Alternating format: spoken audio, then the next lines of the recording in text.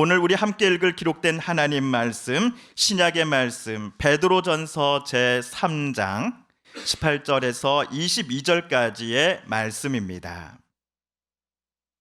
신약 성경 381쪽경에 있는 베드로전서 제3장 18절에서 22절까지의 말씀 오늘 함께 읽고 묵상합니다.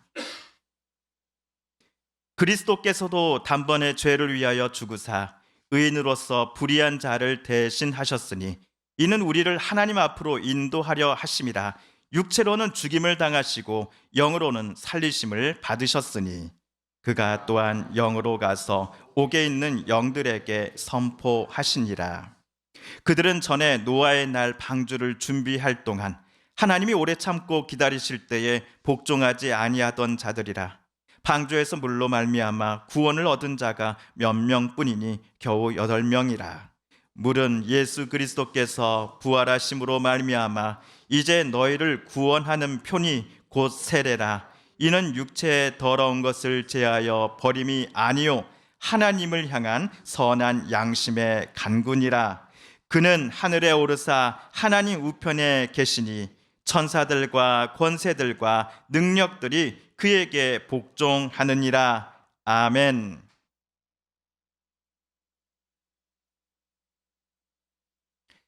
(2022년 12월에) 있었던 당회에서 저는 세 분 장로님들께 이런 말씀을 드렸습니다.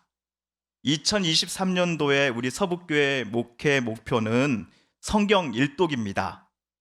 담임 목사인 저부터 모범이 되어 성경 일독을 열심히 하겠습니다. 제가 비록 성우는 아니지만 담임 목사가 구약과 신약 전체를 낭독한 것을 녹음하여 서부장로교회 TV에 하루도 빠짐없이 올리겠습니다 라는 약속을 온라인 당회 때 세 분 장로님 앞에서 했습니다. 그때 우리 김영택 장로님이 목사님 목상하지 않으시겠어요? 걱정되는데요 라고 말씀하셨는데 걱정하지 마십시오. 할 수 있습니다 라고 이야기 드렸거든요. 창세기를 읽을 때만 하더라도 좋았습니다. 하지만 출애굽기 때부터 레위기, 민수기, 신명기, 소위 모세오경의 나머지 네 책을 낭독할 때에는 점점 괴로워져 갔습니다. 구약에서 한 장에 40 몇 절씩 이상 넘어가는 장이 얼마나 많습니까? 후회가 막심이었습니다. 당회 때 장로님들 앞에서 내가 왜 그런 약속을 했을까? 담임 목사가 올해는 제일 앞장서서 성경 통독에 열심히 참여하면서 자기 체크표에 읽을 곳을 양심에 따라 그날 체크하겠으니 우리 성도님들도 목사 따라 열심히 성경 통독 해보시지 않겠습니까? 라고만 말했다면 좋으려만. 이게 뭔 고생인고. 시편 중에서 제일 길다고 하는 시편이 몇 편이죠? 119편입니다. 지난주 성경 우리 문제에서 나왔는데요. 이 119편을 읽을 때는 저도 제 감정을 모를 정도였습니다. 지금 내가 짜증이 난 건가? 아니면 성경 읽을 때 하나님께서 은혜 주셔서 지금 정신이 약간 묘해진 건가?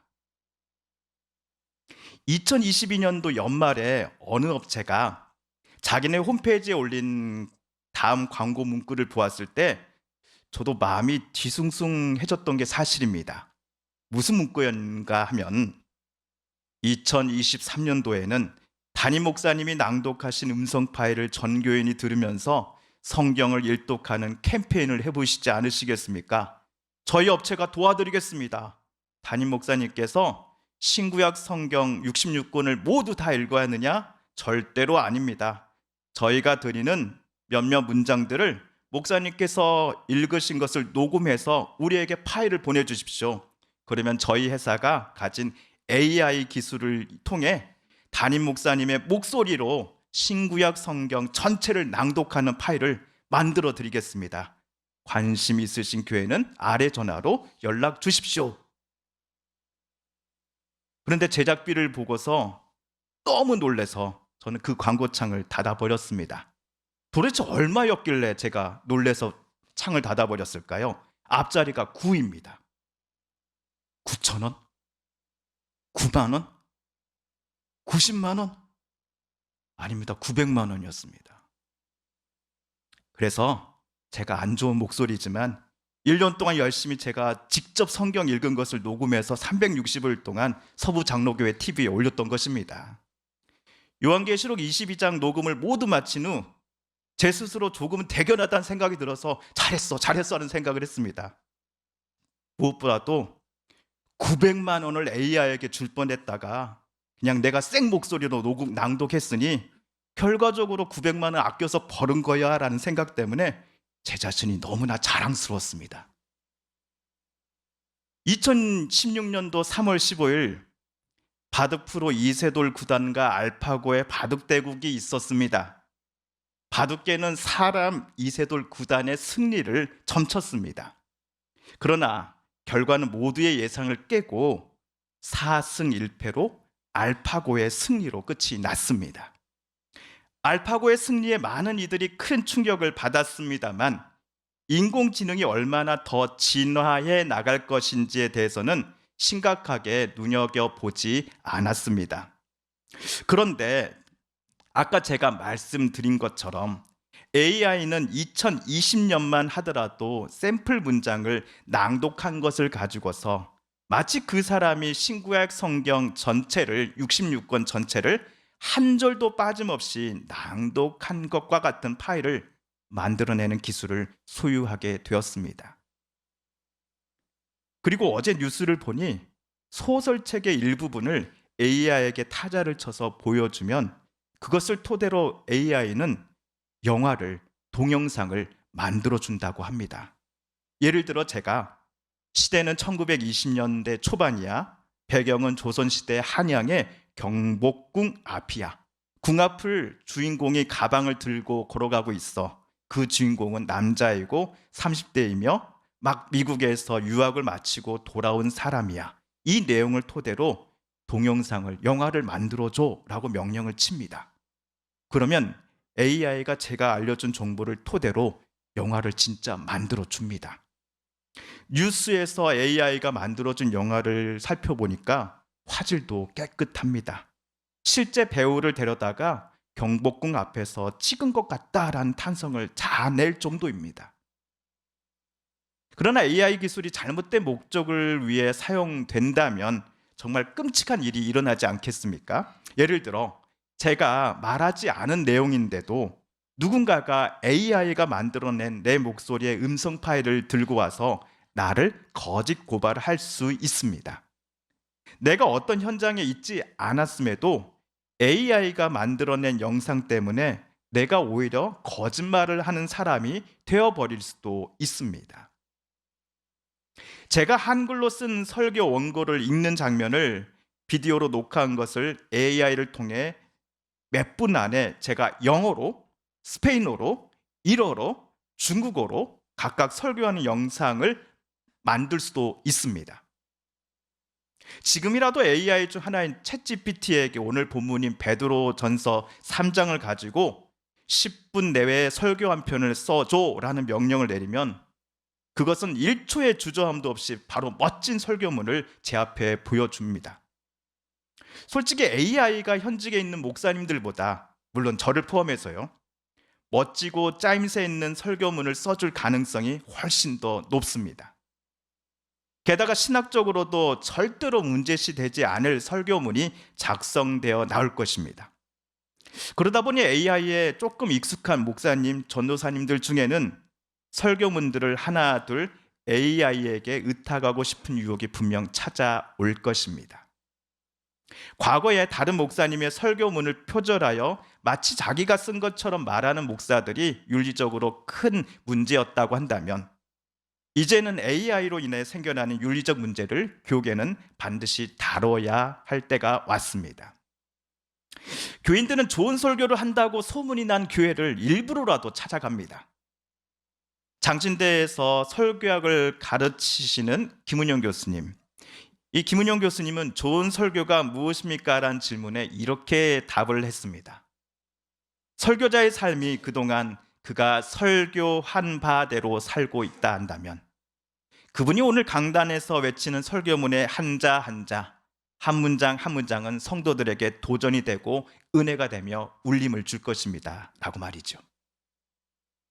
문장은 얼마나 세련되었고 설교문은 이단 시비가 전혀 없을 정도로 교리와 신학적인 부분들을 모두 만족시키고 있는가?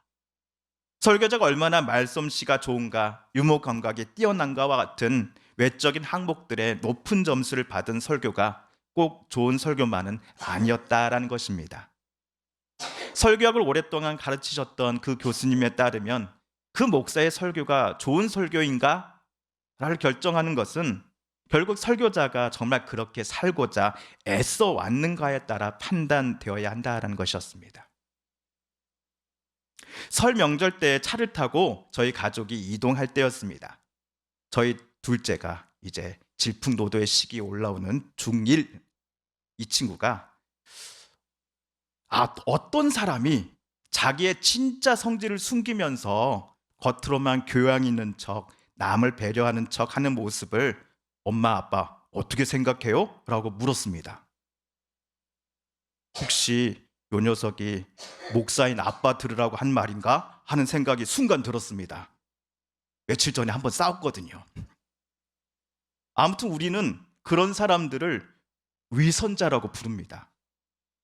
겉과 속이 다른 사람이 얼마간은 본인 속마음을 숨기는 데 성공할지는 몰라도 평생을 숨기는 데는 성공하지 못할 것입니다.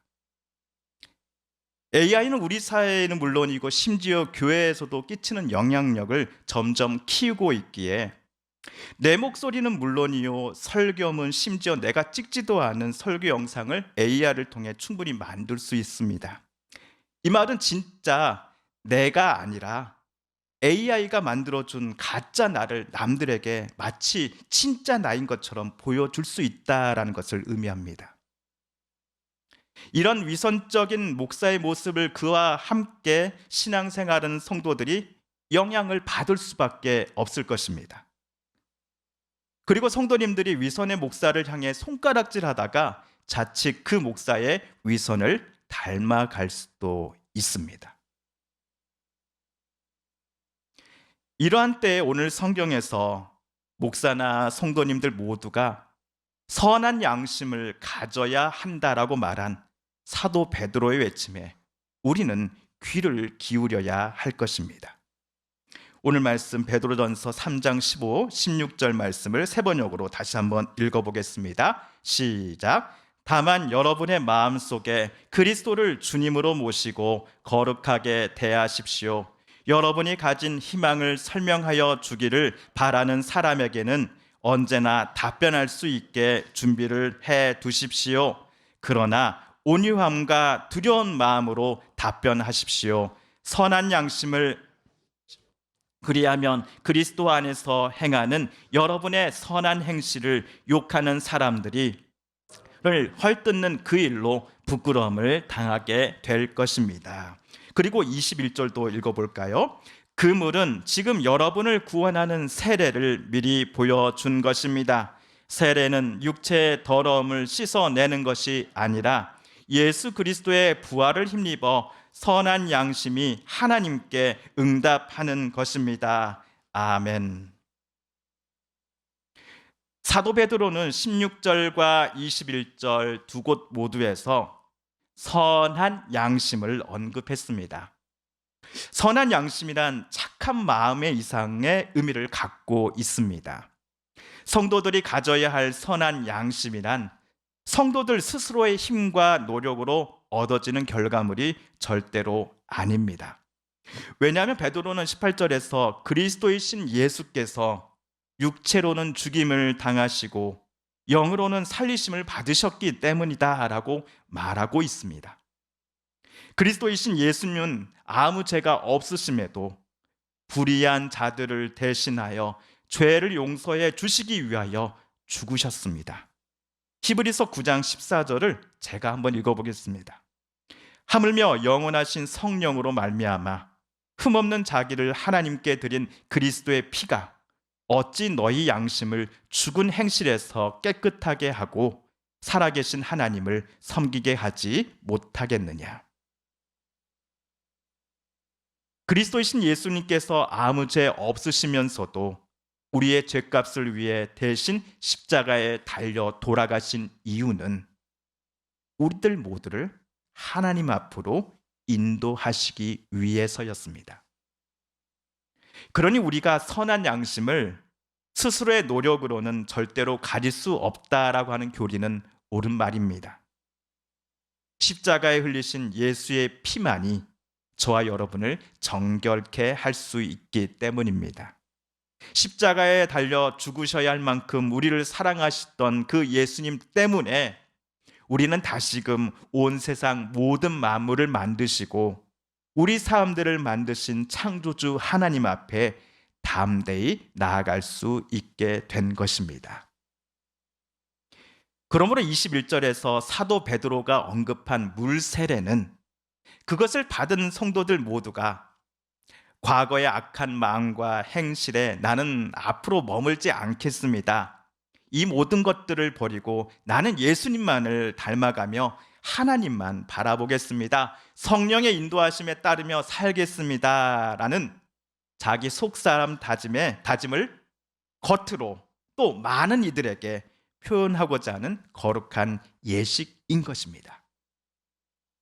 물론 우리 중에 어느 누구도 세례 때에 머리에 묻혀지는 그 물로써 지금까지 저질렀던 악한 일들과 죄악들, 그리고 잘도 숨겨왔던 내 속사람의 추악한 모든 것들을 다 씻을 수 있다라고 생각하지는 않았을 것입니다. 여러분은 침례 교단을 한 번쯤 들어보셨지요? 침례 교단의 이 교회는 침례탕이 있습니다. 우리 장로교회는 세례를 줄 때 어떻게 합니까? 목사가 자기 손을 살짝 물에 찍어서 세례자의 머리에 이렇게 묻혀주지요. 반면 침례교단의 침례식에는 세례자의 전신이 물에 잠시 동안 잠겨집니다. 한번 보실까요?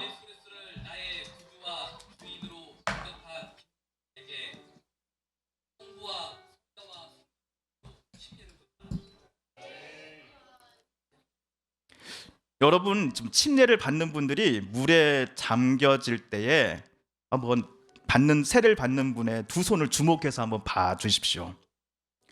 손이 벌벌벌벌 떨고 있습니다. 물에 뒤로 빠지는 순간 두 손을 양옆에 서 계신 목사님들을 꽉 붙잡으려고 하고 있죠. 어디다 둘지 몰라 하십니다. 정말 순간이지만 당사자는 매우 두려워하고 있다는 것을 이들의 손 모양을 통해 우리는 알 수 있습니다. 집례자 목사님이 세례자의 코를 수건으로 막아주고 계시지만 당사자는 얼마나 두렵겠습니까? 아무리 침례라고 하지만 머리를 뒤로 하여 물에 푹 빠졌다 나온다? 이러다가 영원히 물에 잠겨 있을지도 모른다라는 공포가 당사자에게 있지 않았겠습니까? 하지만 세례식을 주관하는 두 목사님들이 침례를 받으시는 분을 단단히 붙잡고서 빨리 물에서 건져 주십니다. 그야말로 세례를 받는 사람은 죽음에서 새로운 삶을 얻게 된 것입니다. 이것이 오늘 본문에서 사도 베드로가 창세기의 노아 홍수 이야기를 꺼낸 이유이기도 합니다. 창세기에서 노아 때 홍수, 즉 큰 물로부터 노아와 그의 가족들을 하나님께서 건져내 주셨습니다.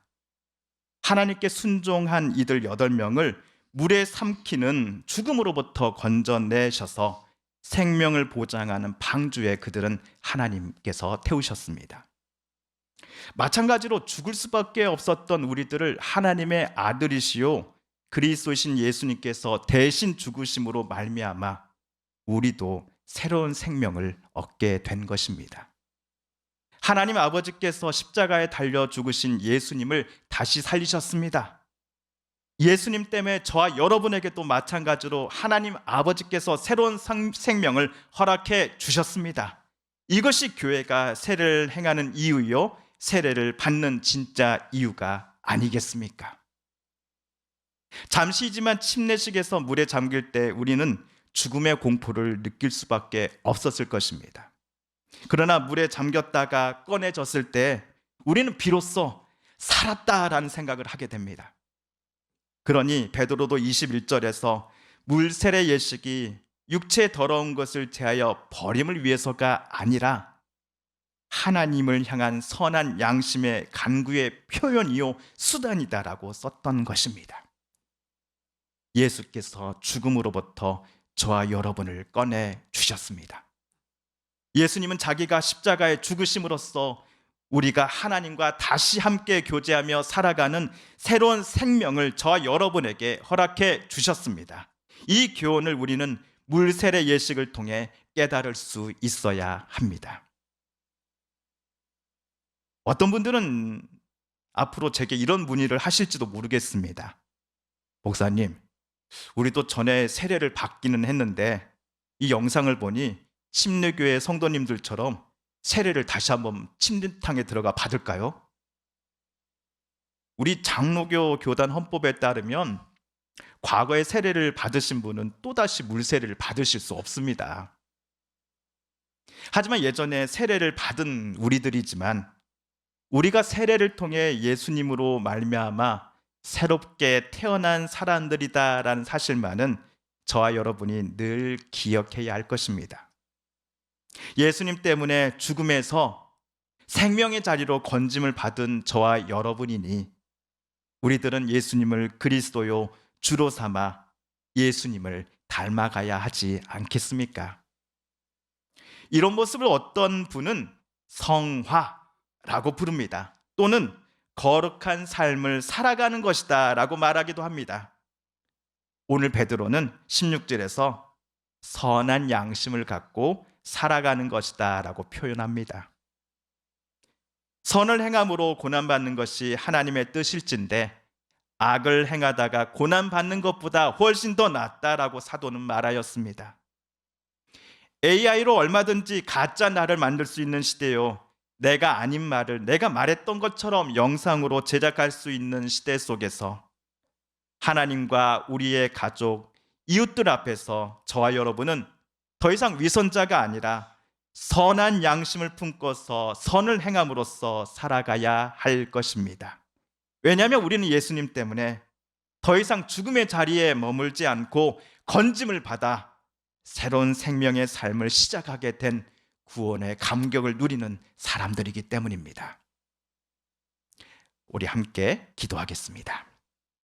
TV CF, 라디오 CM, 선거 홍보 영상, 기업 홍보 및 기록 영화를 전문으로 기획, 촬영하여 제작하는 산여울 기획은 1등 제품을 2등 가격으로 공급합니다. 산여울 기획.